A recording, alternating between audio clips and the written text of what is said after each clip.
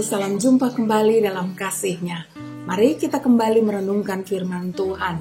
Hari ini, perenungan firman Tuhan diambil dari kitab Ezra pasal 9 ayat 5 sampai 15. Mari kita berdoa terlebih dahulu, kita minta pertolongan Roh Kudus untuk memimpin kita. Mari berdoa. Ya Allah Bapa, sumber kekuatan, ketenangan, dan kepadamu kami selalu memohon supaya kami dituntun di jalan-Mu. Kiranya firman yang akan kami baca dan renungkan menolong kami untuk terus mendapat kekuatan untuk sehari-hari hidup dalam terang-Mu. Kami berdoa, bersabdalah. Di dalam nama Tuhan Yesus Kristus kami berdoa. Amin. Sahabat, inilah Ezra pasal 9 ayat 5 sampai 15. Demikian firman Tuhan. Pada waktu korban petang, bangkitlah aku dan berhenti menyiksa diriku. Lalu aku berlutut dengan pakaianku dan jubahku yang koyak-koyak sambil menadahkan tanganku kepada Tuhan Allahku. Dan kataku, ya Allahku, aku malu dan mendapat celak sehingga tidak berani menengadahkan mukaku kepadamu. Ya Allahku, karena dosa kami telah menumpuk mengatasi kepala kami dan kesalahan kami telah membubung ke langit. Dari zaman nenek moyang kami sampai hari ini, kesalahan kami besar. Dan oleh karena dosa kami, maka kami sekalian dengan raja-raja dan imam-imam kami diserahkan ke dalam tangan raja-raja negeri, ke dalam kuasa pedang, ke dalam penawanan, penjarahan, dan penghinaan di depan umum. Seperti yang terjadi sekarang ini. Sekarang baru saja kami alami kasih karunia dari Tuhan Allah kami yang meninggalkan pada kami orang-orang yang terluput dan memberi kami tempat menetap di tempatnya yang kudus, sehingga Allah kami membuat mata kami bercahaya dan memberi kami sedikit kelegaan di dalam perbudakan kami. Karena sungguh pun kami menjadi budak yang membuat kami disayangi oleh raja-raja negeri Persia, sehingga kami mendapat kelegaan untuk membangun rumah Allah kami dan di Yehuda dan di Yerusalem. Tapi sekarang, ya Allah kami, apa yang akan kami katakan sesudah semuanya itu? Karena kami telah meninggalkan perintah-Mu yang Kuperintahkan dengan perantaraan hamba-hamba-Mu, para nabi itu, dengan firman, negeri yang kamu masuki untuk diduduki adalah negeri yang cemar. Oleh karena kecemaran penduduk negeri, oleh karena kekejian yang mereka lakukan dengan segala kenajisan, mereka segenap negeri itu dari ujung ke ujung.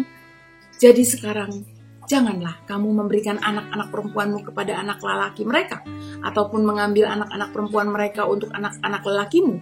Janganlah kamu mengikhtiarkan kesejahteraan dan kebahagiaan mereka untuk selama-lamanya supaya kamu menjadi kuat. Mengecap hasil tanah yang baik dan mewariskan tanah itu kepada anak-anakmu untuk selama-lamanya. Sesudah semua yang kami alami oleh sebab perbuatan kami yang jahat dan oleh sebab kesalahan kami yang besar, sedangkan Engkau, ya Allah kami, tidak menghukum setimpal dengan dosa kami dan masih mengaruniakan kepada kami orang-orang yang terluput sebanyak ini. Masakan kami kembali melanggar perintah-Mu dan kawin-mengawini dengan bangsa-bangsa yang keji ini?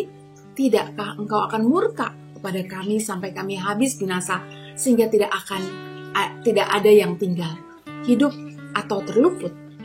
Ya Tuhan, Allah Israel, Engkau Maha Besar, sebab kami masih dibiarkan tinggal sebagai orang-orang yang terluput, seperti yang terjadi sekarang ini. Lihatlah, kami menghadap hadirat-Mu dengan kesalahan kami, bahwasannya dalam keadaan demikian, tidak mungkin orang tahan berdiri di hadapan-Mu. Demikianlah sahabat Kristus firman Tuhan. Berbahagialah kita yang mendengarkan firman Tuhan dan yang memelihara dalam kehidupan sehari-hari. Sahabat Kristus, malu nama anjing saya tiba-tiba berlari kencang tuh suatu hari ketika saya membuka pintu pagar. Dia baru datang dan masih kecil pada waktu itu. Tetapi tubuh kecilnya tidak menghalanginya untuk bisa berlari dengan sangat kencang ya. Itulah sebabnya walau sudah berusaha secepat mungkin mengejarnya, saya tetap tidak sanggup menangkapnya waktu itu. Lalu dengan berat hati saya meninggalkannya di luar, mengunci pagar dan pergi. Malam hari saya baru kembali dan melihat Malo sudah menunggu di depan pagar.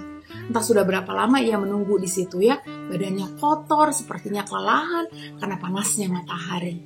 Siang harinya, dia juga sepertinya kelaparan ya pada waktu itu atau pada hari itu, dan kehausan juga. Matanya yang semua sedih ketika ada di depan pintu pagar, lalu tiba-tiba berbinar-binar melihat saya keluar dari mobil untuk membuka pagar ya.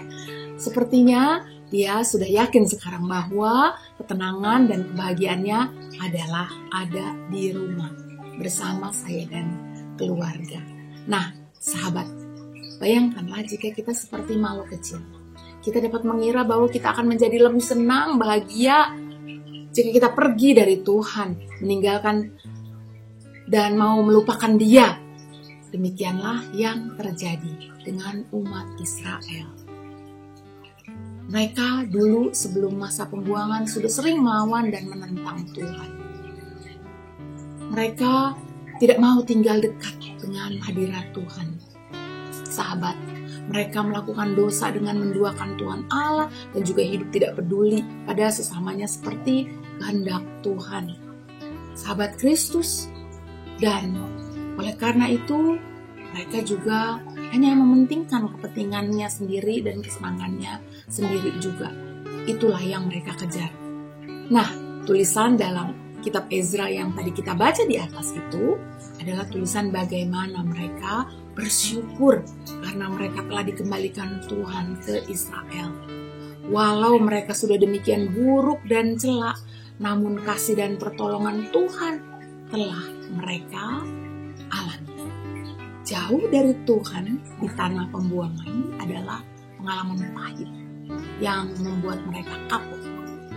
Kini mereka menyadari bahwa hanya kasih karunia Tuhan saja yang menghalau ketakutan, kekhawatiran, kemarahan, kekecewaan, dan sebagainya.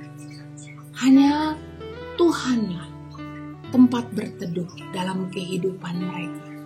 Tadinya umat Israel mengira bahwa akan lebih baik jika mereka memandang dan ikut pada dunia ini. Namun ternyata mereka kembali kepada Tuhan buat mereka itu adalah yang terbaik. Itulah kini yang umat Israel imani seperti yang tertulis dalam firman Tuhan. Tuhan Allah adalah sumber kekuatan mereka.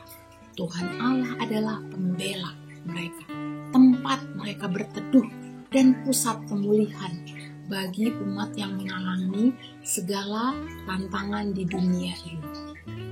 Sahabat, oleh karena itu, setiap orang yang menghargai dan mengalami cinta kasih Allah, dalam keadaan apapun dia akan kembali kepada Allah dengan iman, dengan sukacita dan pengharapan penuh bahwa Tuhan adalah tempat mereka bersandar, berlindung, bahkan diyakini oleh mereka dan kita juga saat ini bahwa Tuhan sesungguhnya adalah sumber kehidupan kita.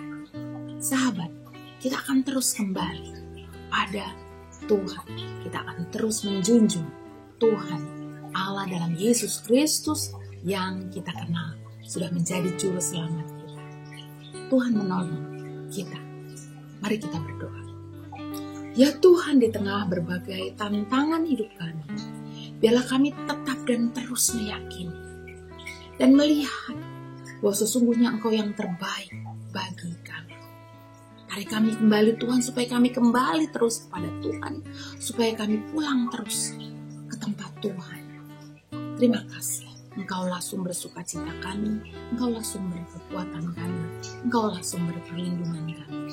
Di dalam nama Putramu Yesus Kristus Juru Selamat kami berdoa. Amin. Sahabat, Tuhan terus bersama dengan kita dan menolong kita.